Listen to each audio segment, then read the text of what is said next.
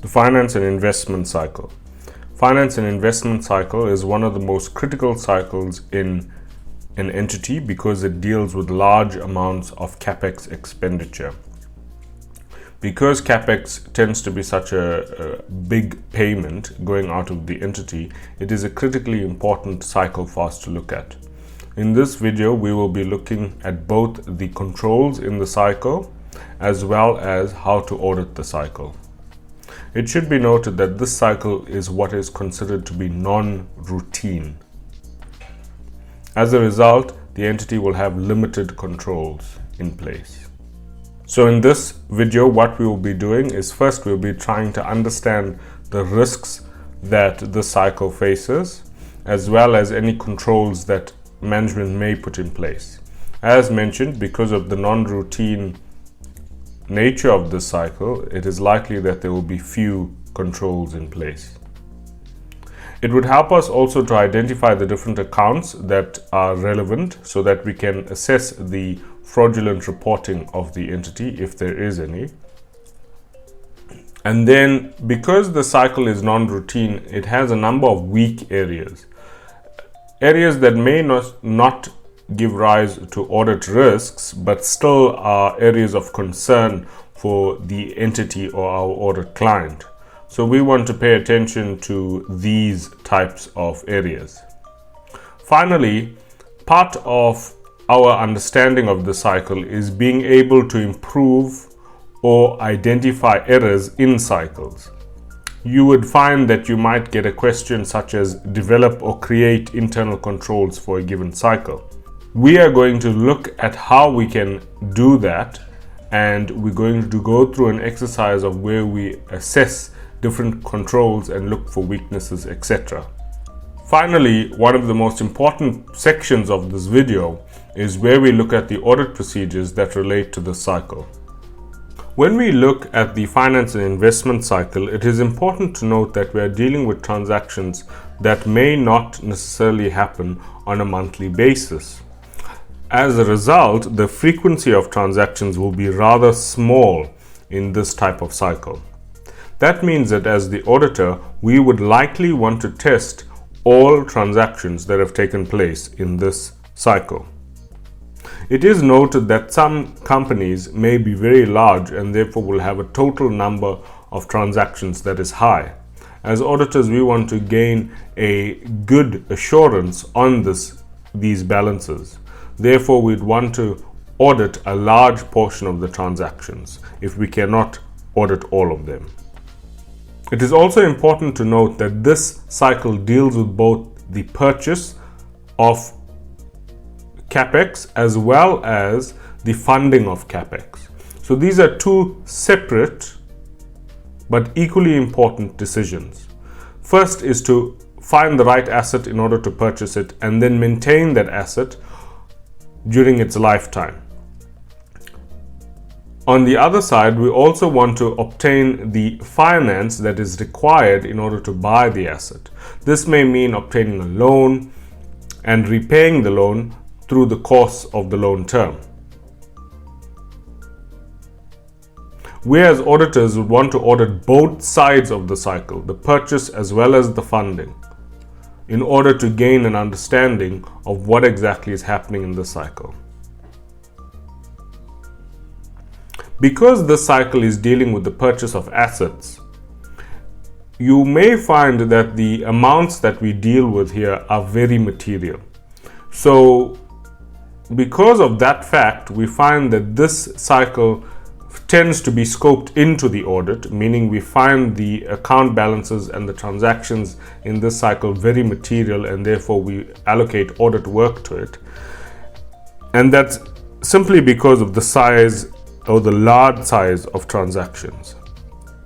A little less known is the fact that this cycle does deal with investments in other companies.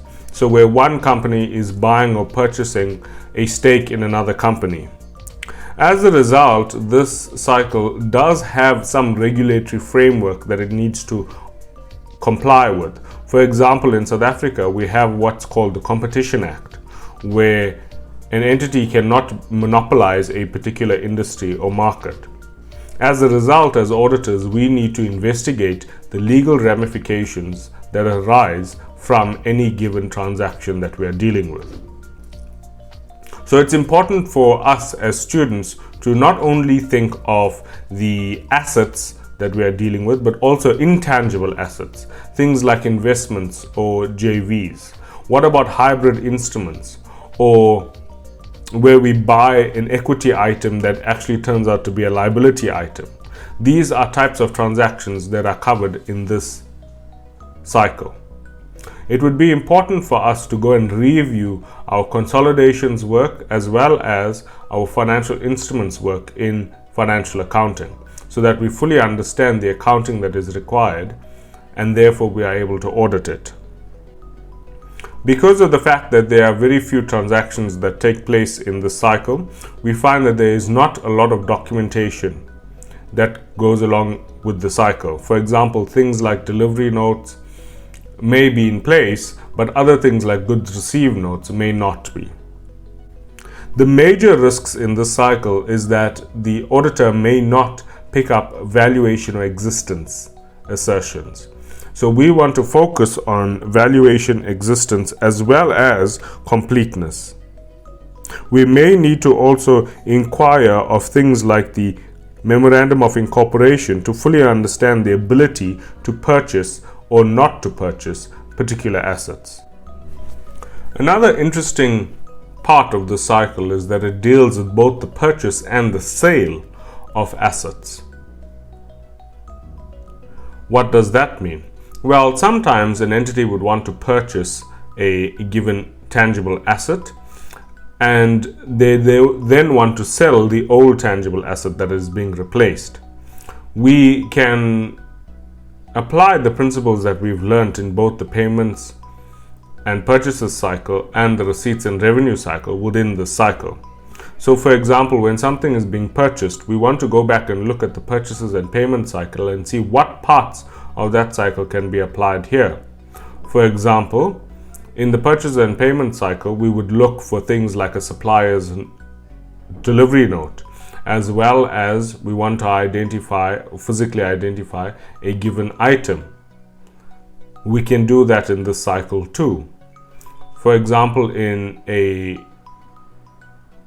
question dealing with the receipts and revenue cycle, many students will know that we need to, for example,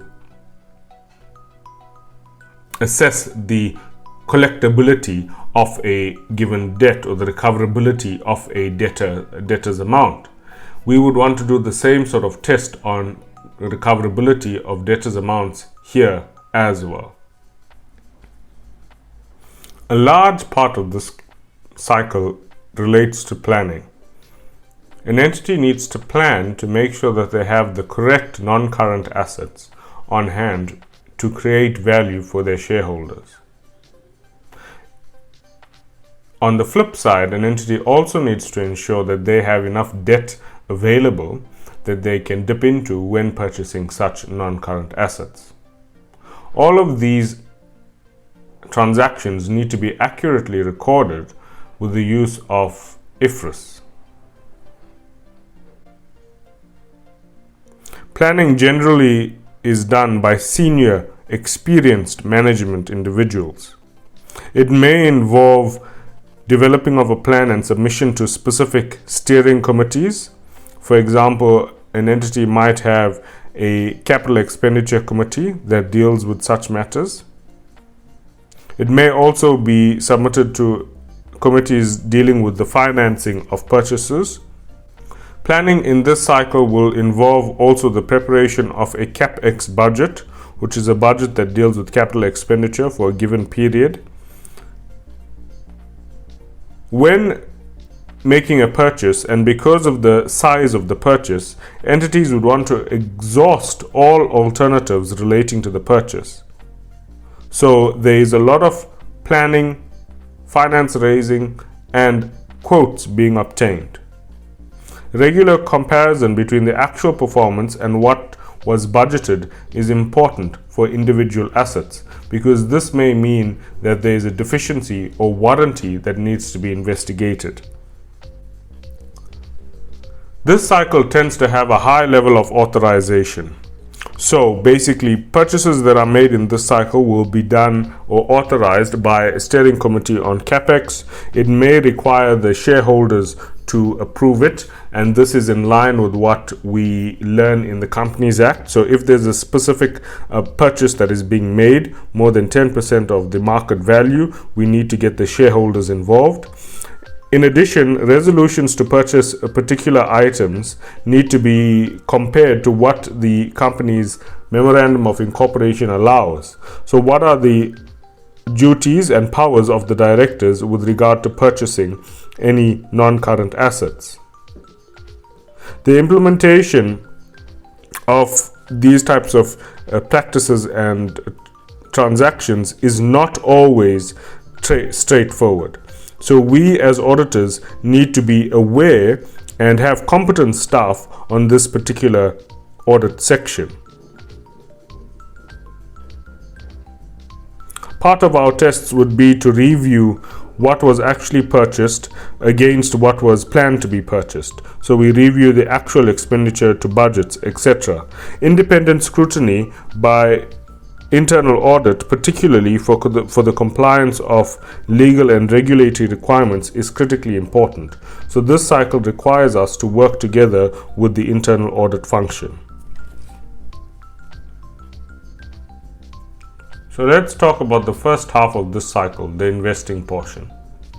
When an entity invests into a specific asset, they need to record a non-current asset.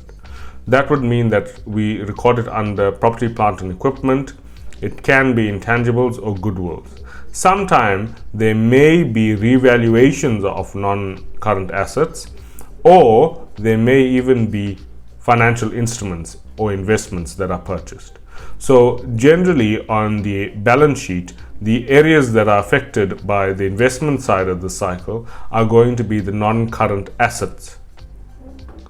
In addition, when we look at the income statement, the sections that would be affected would be things like depreciation, amortization, or impairment. It can also result in some changes in dividends, particularly dividends received. The financing portion of this cycle will result in changes in either equity or non-current debt or non-current liabilities. So, for example, we might have a situation where an entity issues shares or debentures or preference shares in order to purchase a particular amount of capital assets. So we as the auditor would want to audit those types of transactions, the issuing of shares, etc. So this is where we audit share issues, this is where we audit preference shares, etc. With regard to long-term loans or other financial instruments, the entity often would engage in debt in order to gain enough money to purchase particular assets. So we want to also audit those. This cycle will affect the income statement through the use of finance expenses and other interest expenses. We may also have to issue certain dividends in this cycle to repay shareholders for the amounts that they have given to us. So as already mentioned, this cycle does not have many transactions, and the transaction cycle tends to be quite small. So the time between obtaining the invoice and making a payment is generally very small. Transactions can individually be very material, and because of the non-routine ways that are applied in this particular cycle, we find that there are little to no internal controls. There's a strict regulatory environment and the documentation is non-standard. We have overstatement risk on the assets that are purchased and understatement risks on the liabilities that are obtained. So let's have a look at some of the controls that a client can put in place when dealing with this cycle. So CapEx planning. Planning what capital expenditure is going to take place in a given year or a given period is important.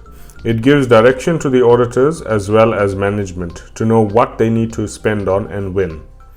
As auditors, we need to review their planning processes to understand, were the processes efficient? Did they identify all the risks or all the items that need to be replaced? And those items can sometimes be formed in risks or found in risks. So we want to identify, has the planning process identified all the risks and therefore had a competency replacement of a particular asset? So we want to be aware of that. We want to assess the planning processes. Next, the authorization generally happens at quite a high level. So we, instead of looking, for example, at a signature, we are now looking for minutes of meetings or shareholders' resolutions, etc. Implementation, because there tend to be quite highly qualified staff that are involved in this cycle. So generally this cycle would happen at either financial manager or financial director level. We still need to be aware of the transactions and making sure that suitable experts are being used when concluding different transactions. Approval starts right with the planning. So we need to ensure that the plan has been approved and then the purchase has been approved, and we need to ensure that it is looked at by multiple people before a purchase is being made. When it comes to the fraudulent financial reporting in this sector, it's easy to identify. We are particularly looking for areas where assets or investments are being overstated, as well as loans or liabilities being understated. So what are some ways that an entity might do this? First is they might affect the valuation of an asset in order to prop up or to increase the valuation. That may mean creating unjustified reserves of assets or even influencing the valuator. Because there are long-term liabilities, one of the main risks with long-term liabilities is what's called off-balance sheet vehicles. And these are liabilities where an entity is able to gain some sort of value from the liability but does not actually recognize the liability being theirs. So we want to be aware of such types of vehicles or such types of schemes, and also audit to make sure that we identify all of them. Plainly, the entity might attempt to undervalue their loan. Now, how can that happen? Well, because in this cycle, we generally are dealing with long-term loans with banks, it's very difficult to understate such a loan. But on the rare occasion, we can have things like preference shares or debentures, and this is what we are talking about in this risk. We want to ensure that management does not undervalue their debentures or preference shares. Overstatement of assets can arise from fictitious or fake non-existent assets. So we want to be aware of such types of assets. It can also arise because of a change in accounting. So a change in accounting estimate, a change in useful life or depreciation rate can result in an inflation in value that is unjustified. When we're looking at these types of things, we need to think of ISA 540, which is the standard, the auditing standard that deals with auditing of estimates. Because useful life and depreciation rates are actually accounting estimates, we need to give them particular attention because this is an area where management is likely to manipulate. Overstatement of investments, such as the ones that are in listed companies, can also arise. Sometimes we might have what's called discretionary accruals, or accruals that are created as a result of management. This is provisions is one example, and is probably the most common example. So where an entity believes a provision needs to be in place, they might actually create a provision, and that provision can then later on be understated because they don't want to have the full amount there. For example, a provision for rehabilitation of land. So if an entity buys a portion of land in which they want to do mining, and after that they need to create a rehabilitation of land provision, This provision is supposed to account for the rehabilitation that might be needed after mining has ended. The entity would want to understate this so that it pushes up the value of the mine. Given the nature of assets that we are dealing with in this cycle, it is sometimes hard to steal these assets. For example, we might be dealing with things like land or a building. We can even be dealing with large machinery, which tends to be quite difficult for someone to steal or remove. So as a result, the greatest risk in this cycle is actually the misuse of an asset, or the using of a company asset for personal good. So an example of this would be, let's say, a company cell phone or a company vehicle that is sometimes used to ferry and to do personal errands. This is not allowed, and it is one of the biggest risks arising from this cycle. So we as auditors need to be aware and identify instances of where company goods are being used for private purposes. Now we are dealing with the financing portion of this cycle. This is one of the most important parts of the cycle because the result is actually a liability. We know from when we studied purchases and payments that liabilities have completeness as a risky assertion. That is because it is easy or preferable for an entity to hide the amount of liabilities they may have on hand. As a result, we as auditors need to be particularly careful to look at completeness assertion when auditing this part of the cycle. In addition, valuation is also highly at risk in this cycle because we are dealing sometimes with liabilities that may have complicated or unusual ways of valuing them.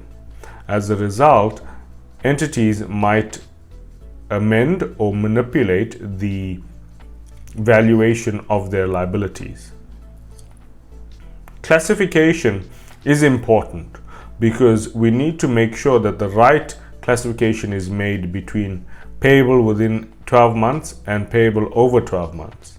In addition, because we are dealing with both equity as well as liabilities, there is some risk that they might be incorrectly classified between those two elements. As a result, we want to test and retest the classification of items that are used to finance purchases in this cycle.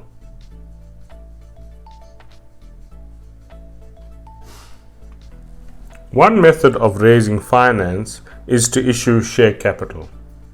Now, issuing share capital is an extremely tricky and complex way of raising finance. That is because there are numerous legal as well as regulatory requirements that need to be complied with. For example, the JSE listing requirements are particularly detailed about the way shares need to be issued. We in this cycle are going to focus on the movement of share capital. Now, this movement can be in an increasing of share capital and sometimes in a decreasing of share capital. So we need to be able to apply it to both changes, to an increase and a decrease. First, let's look at how we identify that the share movement has actually occurred.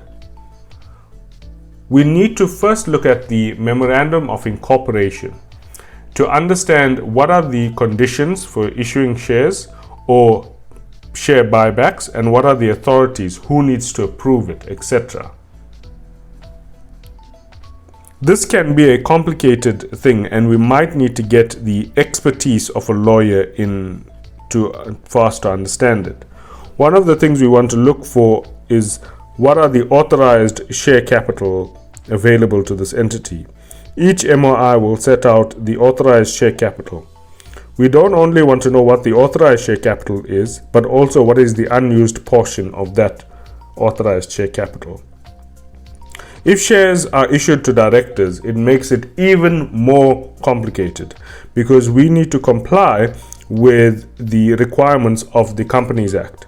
You will know that in the Companies Act there needs to be a special resolution of the shareholders.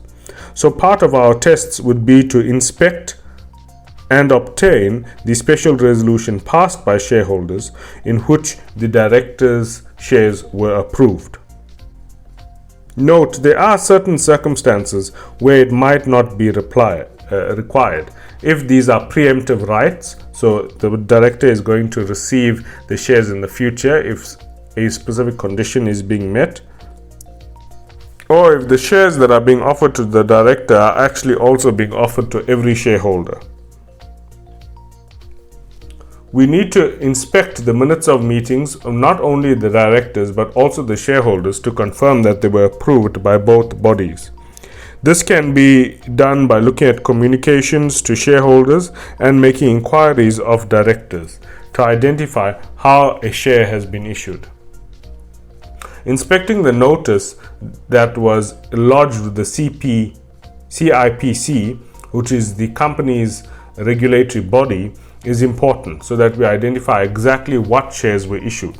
This is the official document that indicates the details of the share issue. So it is the document that we want to use in order to work through the cycle. So that again is the notification issued at the CIPC. We can also extend the tests that are performed to even inspecting the register of shareholders to make sure that there was the correct quorum before the shares were approved. We can trace the payments of shares back to the receipts payments journal and bank statements, or inspect the appropriate evidence for the value having been received by the entity as a consideration for the shares given. The accuracy and cutoff with classification. This may involve us verifying that considerations have been received.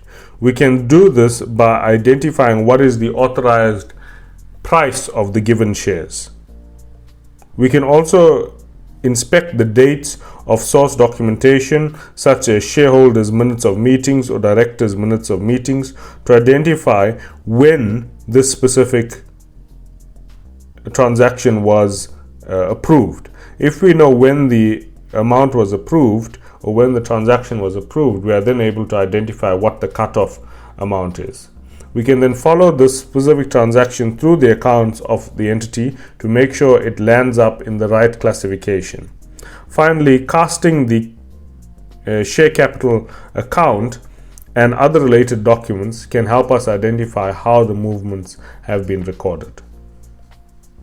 When we look at the closing balance, we want to make sure that the closing balance adds up to the statement of changes in equity. So we want to actually audit the changes of equity together with the closing balance of share capital. This may mean performing a reconciliation between the two amounts. Presentation and disclosure. Presentation of share capital on the financial statements can sometimes be complicated because there are a number of different elements that can make up share capital. The auditor must inspect the financial statements to confirm that the share capital appears on a separate line item, which is what is required by IFRS, as well as it clearly indicates different classes of shares if they are different classes. This may mean indicating the description, the number of shares authorized versus the number of shares issued, the rights and restrictions on different share classes, and the details of any authorized or unauthorized shares. So any authorized and unclassified shares. The movements in share capital balance also need to be accounted for during the disclosure. By inspecting the financial statements with reference to the application of financial reporting standards and the documentation, the auditor should confirm that disclosures are consistent with evidence gathered. Any decrease in the balance reflected in the statement of financial position is relevant and accurate. For example, if share capital may have been broken down into the notes and there are differences between different share classes, it needs to be inspected and inquired of by management. Wording of disclosures need to be clear and understandable. It is very dangerous if our client actually creates a situation where information is hidden within the financial statements. So we want to make sure that the discussion in financial statements is in clear and proper English. Reserves. Reserves are amounts that are kept under equity and are generally used for a specific purpose. So we want to make sure that a reserve is valid and has actually occurred. We need to go back to the MOI to make sure that this specific reserve is allowed to be kept. When dealing with accuracy, cutoff and classification, it is simple. We just need to ensure that this reserve is accurately classified, and also all details regarding its usage is also given to the users of financial statements. We can inspect underlying reasons for the cause to make sure that they exist. For example, if there's a reserve that has been created because of possible new purchases of assets, we want to make sure that the new purchases of assets is actually in the budget, etc. Debentures.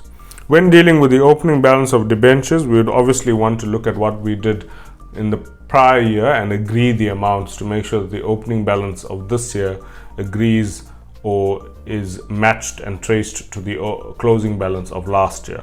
So that's easy. The next thing is, if there's a movement in the current year, we need to make sure firstly that the movement is valid. How do we do that? We go back to the MOI and have a look at what the authorities and permissions are, and conditions obviously are, with regard to a movement in debentures. After we go to the MOI, we now have our marching orders to go, and we know what next to look at. Maybe the MOI says only shareholders need to issue debentures. So as a result, that will indicate what is the next thing we look at. So if, for example, we need to next look at the directors' minutes of meetings, so we would go to the directors' minutes of meetings, make sure that they do have the quorum, which means we count the number of directors that were there versus what is the required quorum. We can find that also in the MOI. We then also need to look at the amount of debentures that were authorized in the MOI versus what was issued. So do they have enough to issue them? We look at the interest rate for reasonability, the date and the manner of payment, and other such characteristics. We can also inspect the register of the debentures to make sure that there has been an addition or change to the register.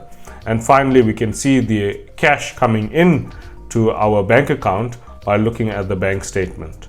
Reperforming all calculations that relate to the way the thing was accounted. So what is the split between, let's say, if we're dealing with a preference share, what is the split between equity and liability? These are the things we can do by reperforming the calculation.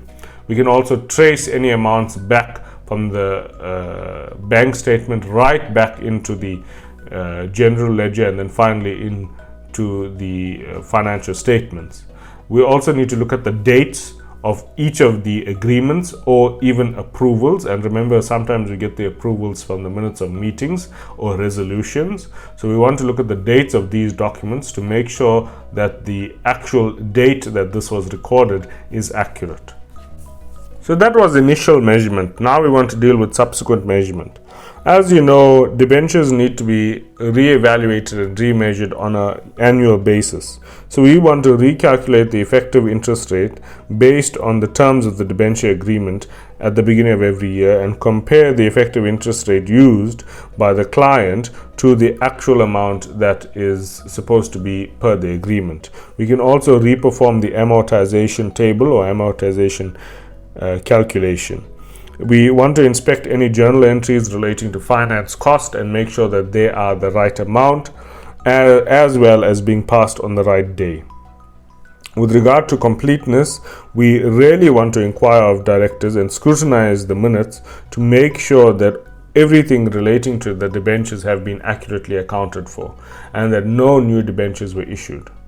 With disclosure, we want to firstly look at what IFRS 9 is telling us around the disclosure of financial instruments in relation to whether it's amortized costs, etc. And then we want to confirm that the right thing is being disclosed on the financial statements. We do that by reperforming and actually composing the disclosure to make sure that the IFRS 9 and IFRS 7 disclosures are accurate. The closing balance will obviously be a sum of the opening balance versus any initial movements versus any subsequent movements, and that will add up to the closing balance. So we want to reperform and cast the calculation and the account, the journal account, to make sure that these amounts are all accurate after they have been tested. We can get a third-party confirmation from any of the debenture holders in order to make sure that the things like the amount paid, the interest rates, redemption rates, and interest received, or interest paid to them at least, or interest expense for us and interest received for them, has actually been received. Now, this is very similarly done to a debtor circularization. So it's basically the same principles that we apply to this type of debenture circularization.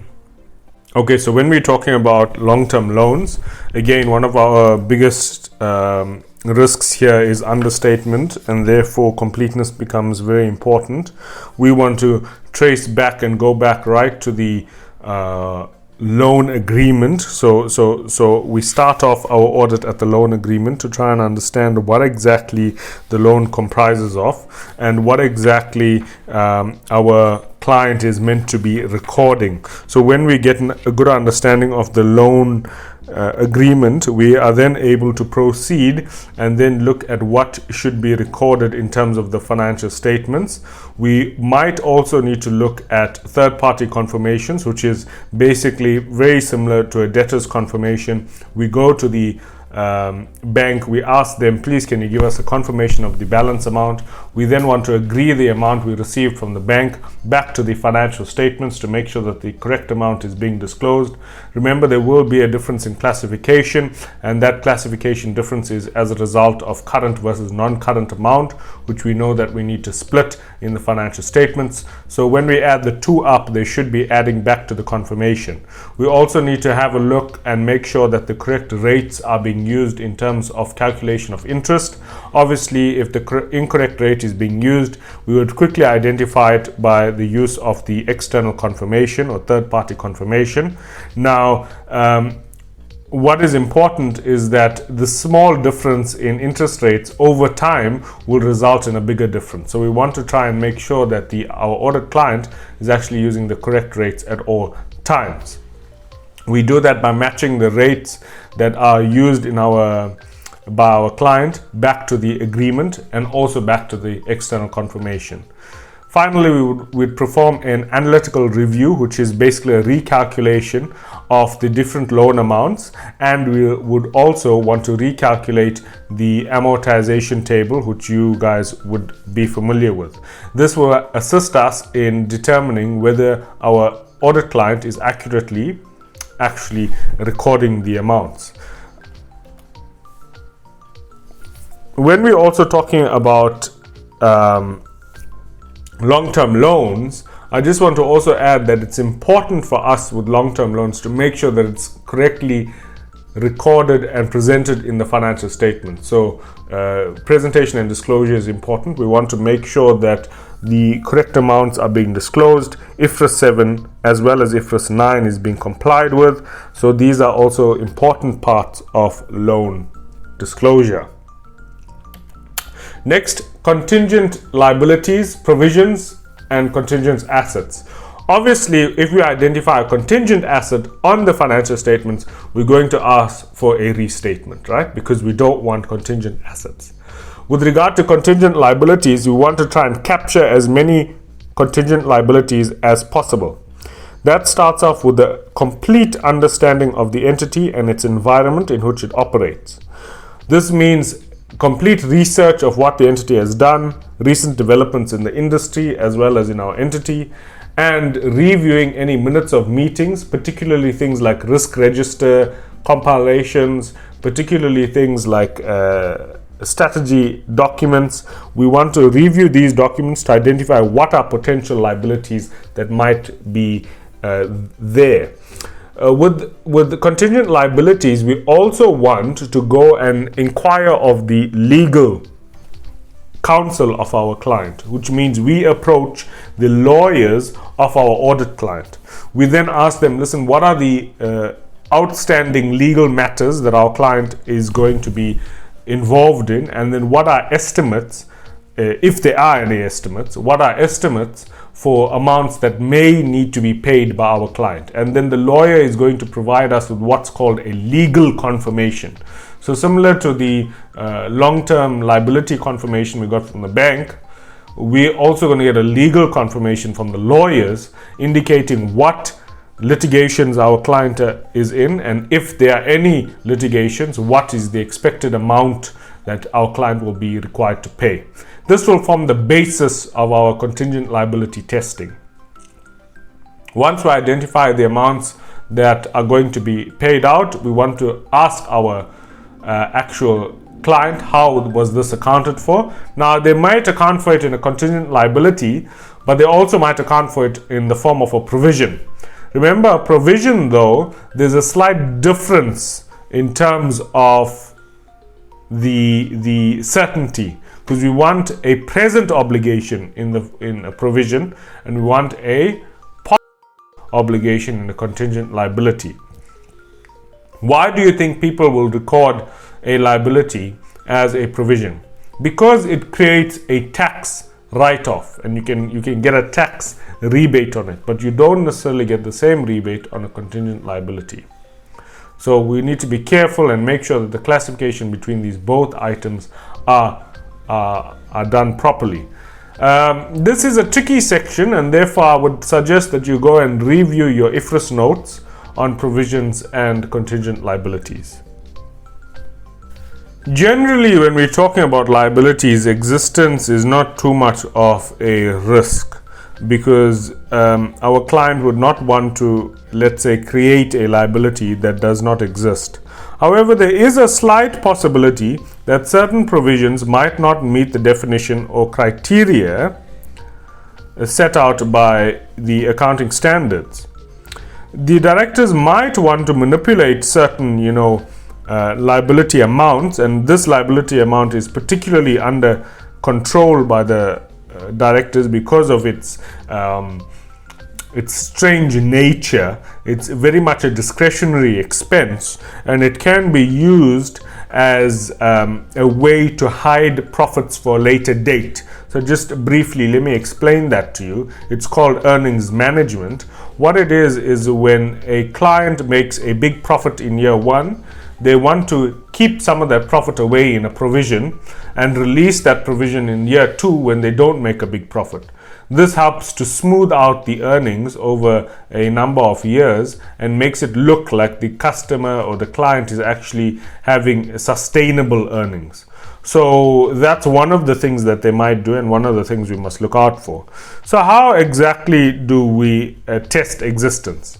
First is we want to look at what are the internal controls that our client might have in place. Remember, we said that in this cycle there aren't strong internal controls, and so we need to be very careful when they are. How do we test them? So sometimes they will have identification procedures. How do they identify the provisions? What methods do they use? What discussions do they have? We want to review those minutes and review those policies to understand how exactly the provision was arrived at. We also want to evaluate the probability and possibility of outflow of resources. We can do this with the use of an expert sometimes, or with the use of the lawyers. In addition, we want to inspect all source documentation, whether it be legal documentation or invoices, etc. It could also be disputes with creditors, things like that. We want to review those types of documentation in order to have an understanding of what exactly our client is liable to pay. This can help us when we then go back and review management's determination. So after we review source documentation, we then look at management's determination of the actual provision to see if there is reasonability with regard to the determination of management. We also want to consider any processes that were used in the authorization and recognition of the provisions or contingent liabilities. Discussing any uncertainties we have with directors or those charged with governance is important, and seeking any counsel of an expert is also critically important. Finally, if there are any differences between our judgments as the auditors and the judgments of the directors, we want to inquire as to why there is the difference between the two judgmental calls. This will help us to understand exactly how our client is operating. So when we talk about valuation, this is where ISA 540, which is the auditing of accounting estimates and fair value items, actually comes into the fray. The auditor should really be assessing the risks for accounting estimates, and generally they are assessed as high. We want to perform specific procedures relating to this IAS 540 to cover ourselves as auditors with regard to the reasonability of accounting estimates. Firstly, the auditor would want to understand how the management has come up with their estimates. What are the practices and procedures of management?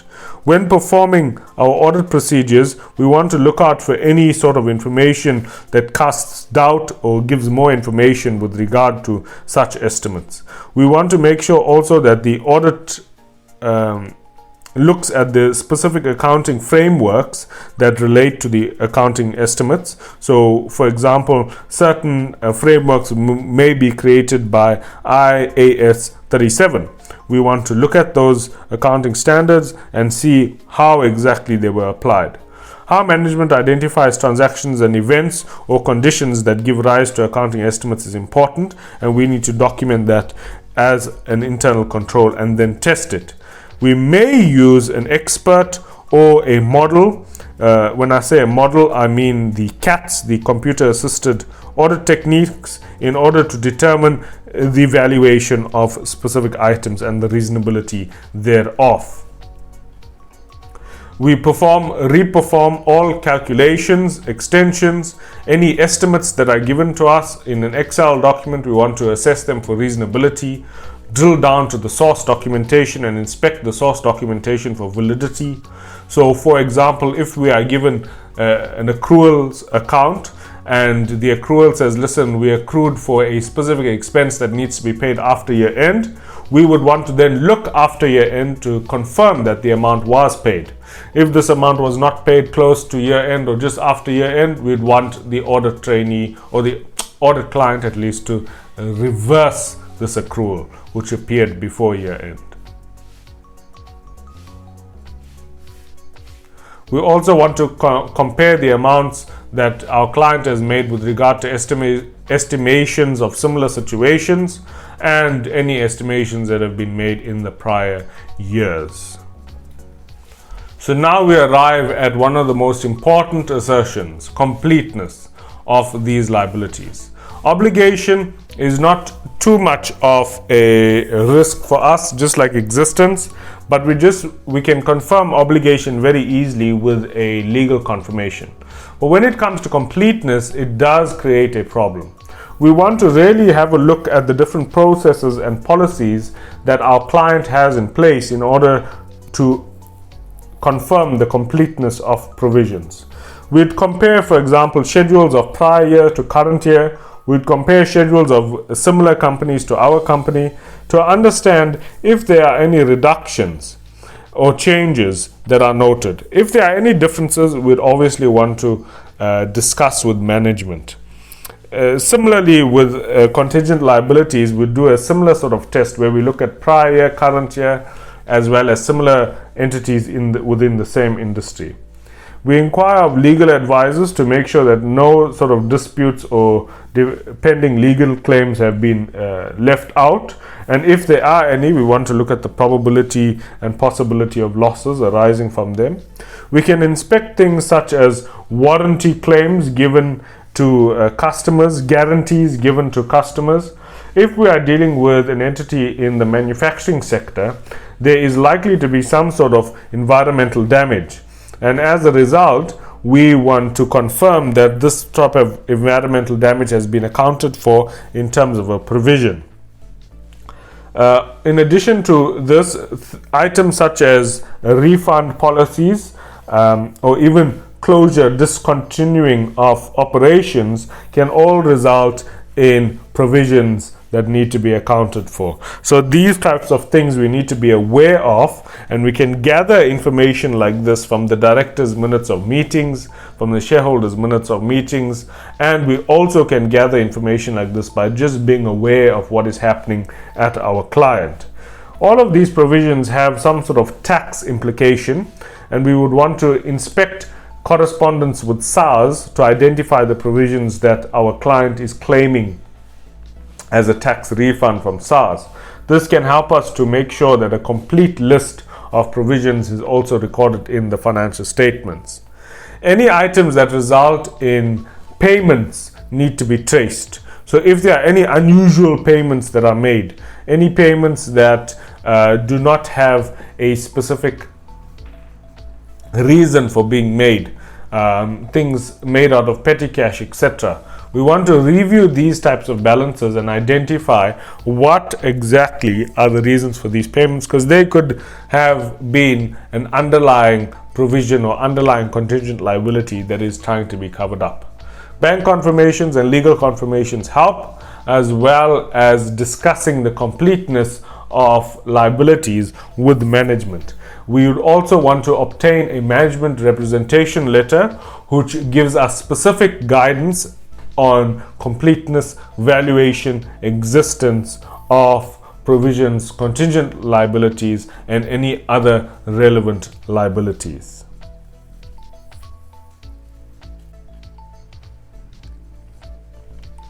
So we are dealing with the second part of the cycle, called the investment part of the cycle. So part of the investment part is the assertions that we want to be very careful about are existence and valuation, because our client is likely to overstate the investments or the assets. So we want to make sure when we're dealing with valuation that we cover things like impairments. So impairments can be quite a tricky thing. First, we want to understand the policies and procedures that our entity has or our client has in relation to identification of impairments. We want to look at the last time that the impairment test was done, in that they're looking for impairment indicators. We also would look at things like the impairment loss that has been passed and how it relates back to the carrying amount.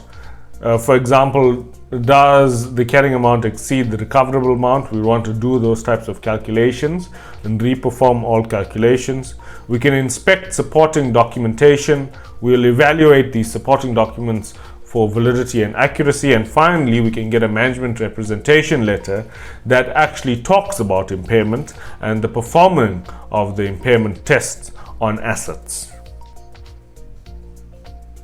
So the next part of our discussion is going to be broken up into three parts. We're going to be talking about PPE, shares, long-term loans made out by the company, and the assertions we want to pay careful attention to is existence, completeness, rights, valuations, and obviously any obligations. When it comes to transactions, we want to make sure that they occurred and they're accurate and they're also classified correctly. So PPE. Some of the things we need to consider when it comes to PPE is the valuation model. For example, we can have a cost model with impairments, or we can have a revaluation model with revaluations, which then will account for impairments in the revaluations, because you can have a decrease when you're dealing with revaluations. So in terms of existence, it's easy to look at existence. We go to the fixed asset register. We obtain a sample of assets. We then physically inspect the assets, making sure that things like the description and serial numbers match. We can also look at the operation of the specific asset. So how much can the asset produce? What is the current asset's operational level? or what repairs need to be done, etc. We can discuss these types of things with the workers who work with the asset. So if it's let's say a truck, we discuss it with the truck driver. Does the truck work? How does the truck drive? Is there any major issues that you can foresee happening with the truck, etc.? And this will give us a clearer picture of the valuation of the truck. So we can test existence and valuation via physical verification. So students, you would know that with a PPE balance, the balance is made up out of the opening balance plus any additions minus any disposals. One of the ways that the audit clients might achieve an overstatement of this balance is by not recording disposals. So we need to analyze the accounting records to make sure that there are no unrecorded disposals. How do we do that? First is we'd want to look at the bank statements and identify any large amounts that have come in, particularly from disposals of fixed assets. During our inspection of these documents, we can then obtain all of the source documentation relating to the disposal. That will include things like an agreement between us and the buyer. It will also include things like an authorizing signature, or maybe the minutes of meetings related to the authorization for the sale. We can trace the deposit slip to the bank statement and then to the accounting records. We can inquire of senior staff for replacement of old equipment.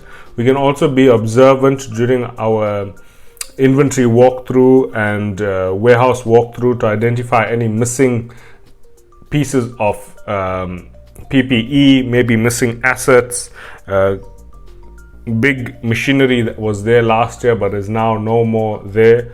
We can look if there are any specific expenses relating to fixing an asset. We must make sure that they have not been capitalized. So we can look at the invoice of such repairs and maintenance to make sure that they actually are repairs and maintenance and that they haven't been capitalized or disposed of. Particularly when we're looking for an unrecorded disposal, we can identify if things have been disposed if they are no more maintained.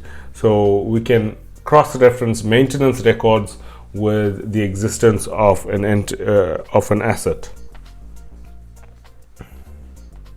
Sometimes we might even be able to identify disposals by looking at the capital budget to identify if there had been planned any capital disposals, and then cross-reference that together with the fixed asset register. With regard to completeness, we want to make sure that there are no items that were supposed to be recorded as assets but have been recorded as things like repairs and maintenance, etc., because that can result in a write-off for tax purposes. So we're going to, when we're testing completeness of PPE, we actually start testing the repairs and maintenance account, which is strange because now you're testing repairs and maintenance and that's giving you evidence on PPE. So we test the repairs and maintenance account to identify what exactly is on the invoice and whether the invoice indicates that these things are repairs and maintenance. If they are not repairs and maintenance, they should not be recorded as an expense. They should be recorded as an asset. So that's what we're looking for. We can physically verify that the assets exist. We can select a sample of fixed assets from the warehouse or from the floor and trace them back to the fixed asset register. So it's a reverse physical verification is what we're talking about there. We can also review payments for specific fixed assets and confirm that they are recorded as fixed assets in the fixed asset register. We can also review lease agreements and inquire of senior management whether there is any other evidence about the leased assets being capitalized or not being capitalized. So this is becoming more and more an issue when you're looking at leased items because rights is something that is a bit tricky with regard to leased items. So things that we want to consider if there are, at the beginning of the year, we want to determine if there are any changes in terms of management or the minutes of meetings to see if there are any changes of ownership of any specific assets that will come up in those documents.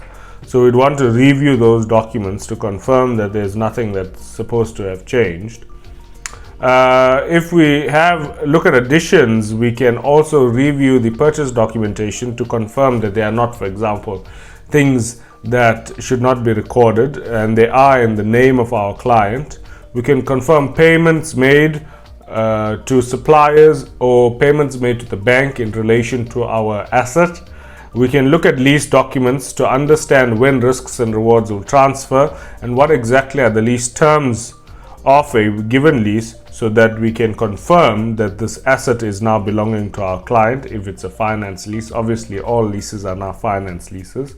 And finally, we can inquire of management together with the various financial institutions to make sure that no particular asset is incumbent or held as security. So what that means is when you take out a loan on, let's say, a car, you don't actually own the car is then owned by the bank. So we can inquire of the bank to make sure that there aren't assets that are in that state where they're owned by someone else. Valuation is very simple. We can look at the opening balance agreed to last year's working paper. We want to do costs and cross costs, and obviously for disposal and additions we're going to test them separately. If there are any other strange items that are added or subtracted from the calculation, then obviously we want to do investigation on that. Specifically when it comes to revaluation, we want to assess the revaluation and the accounting estimates that result in the revaluation separately. And then finally we cast and cross cast them and come to a final balance and make sure that that balance actually agrees to the PPE note which we find in the financial statements of our client. So now we arrive at additions, specifically the validity of additions. When we look at the validity of additions, we first need to make sure that this addition was planned for, so that the entity actually planned to buy this. We can look at capital budgets, we can look at minutes of directors meetings, minutes of shareholders meetings and shareholder resolutions to confirm that this specific addition was budgeted for and is a valid addition that is being made to the entity.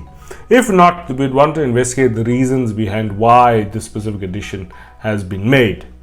Next, we can treat the purchase, the actual purchase of the item, very similarly to the way we would treat purchases under the purchase and payment cycle. So we'd want to obtain the invoice, trace the invoice back to the delivery note, make sure that the name of our client is on these delivery notes, trace the amount back to the GL. We'd also want to cross-reference important identification details such as serial numbers and descriptions. We can then, if we are dealing with a situation where it's a foreign supplier, we can also do all of the requirements that we learned under foreign purchases. So, getting the shipment details from the agreement. Then we're going to look at a financial institution to make sure we have the correct rate. We can recalculate the amount using the invoice multiplied by the rate obtained, etc. So those are that all happens in that requirement there. Then we want to make sure that the actual asset was delivered, and we do that by inspecting the delivery note for signature. We can also inspect the payment that was made, so we look at it going out of the bank statement and confirm that the payment was made in respect of this asset. This can help us with the validity of additions. Still on additions, we are now looking to the accuracy and classification of additions. We want to inspect the invoice to make sure that this is actually an addition. We do that by confirming that it's not a repair, it looks like an addition. We can review the documentation and description. We can then confirm the correct price. We can look at the shipment details, costs of installation, etc. Obviously, we discussed already import costs, if there are any import costs. We can confirm that if there are any significant parts that would age at a different time or on a different time frame to other parts, they are separately recognized. So that's component accounting needs to be applied, and we test for component accounting by looking at the invoice and understanding the actual asset that is purchased. So for example, if there's an aeroplane that's purchased, we know that after 15 years the seats would need to be replaced, but after 5 years we need to do major service on, for example, the jet engines. So these things need to be recognized separately as components. We can also look to obtain a schedule of the installation costs and confirm when the installation will be complete versus when it was recorded as PPE. Remember, if it's not as PPE, it should not be depreciated. So that's important for us to identify. We can recalculate items such as VAT and other shipment costs. Look for the dates to make sure it was recorded on the right period, and we can trace this to the general ledger as well as the financial statements. We have already spoken about unrecorded disposals. Now we're talking about disposals that are recorded. How do we test it? We trace it back to the invoice that was issued to the buyer by our client. We can refer to the capital budgeting actual documents to make sure that it was budgeted for sale, and we can trace the payments or receipt of the payments through the bank statement. With regard to accuracy, we need to recalculate depreciation just before sale, and we do that by prorating the depreciation for the number of months in the year that it was with us. And then we also, if it's a revaluation, we need to re-perform all revaluations immediately before sale. When we're looking at disposals, particularly accuracy, we want to get the transaction date right, because the transaction date can help us to determine the transaction price. So you get the date right, make sure it's recorded at the right date and in the right period, and confirm by inspection that the accumulated depreciation was correctly amended for portion of the year if it was required. So now we move on to depreciation. We want to focus in on the impairment, or we want to focus in on the valuation. So basically it's an estimate. We want to gain an understanding of how the estimate was arrived at. So what is the accounting policy? When we understand what the accounting policy is, we look at management's justification as well as management's judgment. We want to assess whether the judgment that was applied by management was reasonable. We can get a management representation letter about the useful lives and residual values of assets.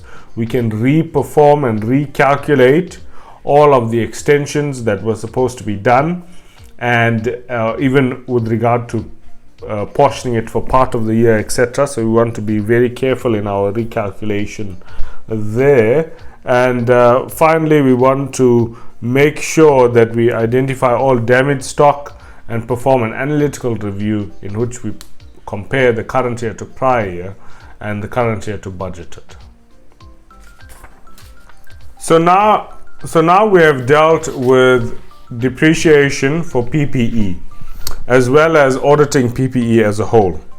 All of the things that we've talked about, so impairments, valuation, additions, disposals, etc., can all be applied to intangible assets just like it was applied to tangible assets. The difference though with the intangible assets is that it has to meet the intangible assets definition. Apart from that, we can really apply the same techniques that we've developed for tangible assets to intangible assets.